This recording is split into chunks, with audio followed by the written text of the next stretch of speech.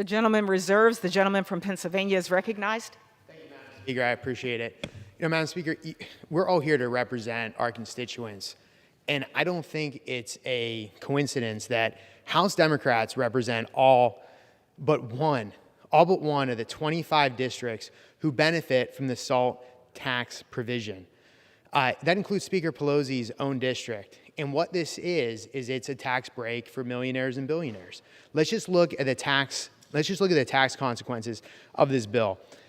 Analysis by the Nonprofit Tax Foundation found, and I quote, over 96% of districts across the United States would eventually see a tax increase, end quote, because of President Biden, House Democrats' socialist big government spending spree.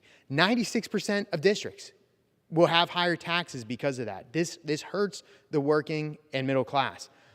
Even the left-leaning Tax Policy Center found that President Biden and Speaker Pelosi's spending spree would raise taxes on middle-class Americans by 30%. That's 30% that you have to take into account when you have inflation at over 6%. In essence, it's a 36% plus tax increase on middle class and working families. This bill, though it delivers tax cuts to some people, and that's 2/3 of the country's millionaires. 2/3 of the millionaires in the United States under this bill actually receive a tax cut. Small businesses also get hurt.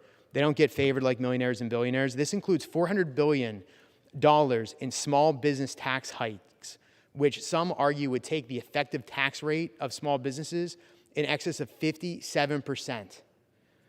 Additionally, this bill hires 87,000 new IRS agents that are going to be used to increase audits on everyday working Americans. Nearly half of those audits will impact families earning $75,000 a year or less.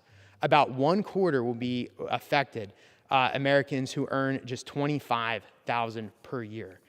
This will damage the working and middle class severely. And this isn't just numbers. We can talk about tax rates all we want, but when Americans go to Thanksgiving Day dinner, they will pay more than ever. If you just look at how much Americans are paying, steak is up 24%. Bacon is up over 20%. Fish and seafood over 11%. Eggs, 11.6%. This will be the most expensive Thanksgiving Day dinner in the history of the United States, thanks to Joe Biden's economy. Madam Speaker, with that, I would yield as much time as he may consume to my good friend and colleague from Ohio, Jim